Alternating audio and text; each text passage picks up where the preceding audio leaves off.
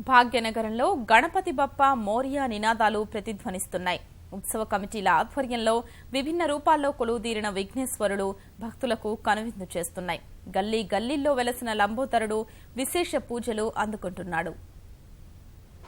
హైదరాబాద్ లో వినాయక వేడుకలు అత్యంత వైభవంగా జరుగుతున్నాయి. నగర వ్యాప్తంగా కొలువుదీరిన లంబోదర్లకు భక్తులు ప్రత్యేక పూజలు చేస్తున్నారు. సకల విఘ్నాలు తొలగించు స్వామి అని వేడుకుంటున్నారు.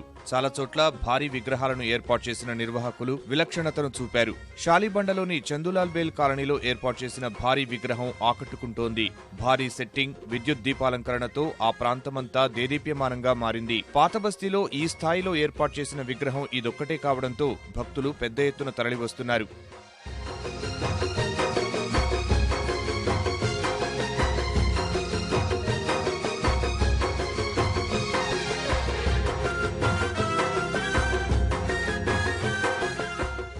నగరంలోని పలుచోట్ల కొలువుదీరిన విభిన్న గణనాథులు భక్తులను విశేషంగా ఆకట్టుకుంటున్నారు. ఛత్రినాకలోని రామాలయంలో మూషికంతో కలిసి వినాయకుడు టేబుల్ టెన్నిస్ ఆడుతున్నట్లు ఏర్పాటు చేశారు. మట్టితో ఏర్పాటు చేసిన ఈ విగ్రహాలు భక్తులను మైమరిపిస్తున్నాయి. అమీర్పేట్లోని జెట్ కింగ్ కంప్యూటర్ ఇన్స్టిట్యూట్ వారు పాడైపోయిన కంప్యూటర్ పరికరాలతో రూపొందించిన లంబోదరుణ్ణి నెలకొల్పారు.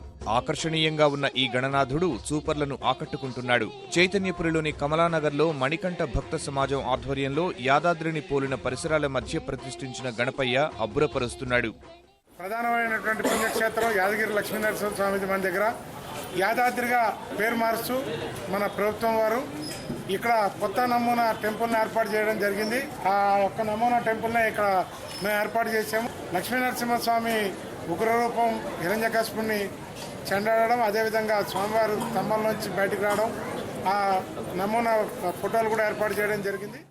వినాయక మండపాల వద్ద కార్యక్రమాలను నిత్యం పరిశీలిస్తున్న పోలీసులు ఎలాంటి అవాంఛనీయ ఘటనలు జరగకుండా కట్టుదిట్టమైన ఏర్పాట్లు చేశారు.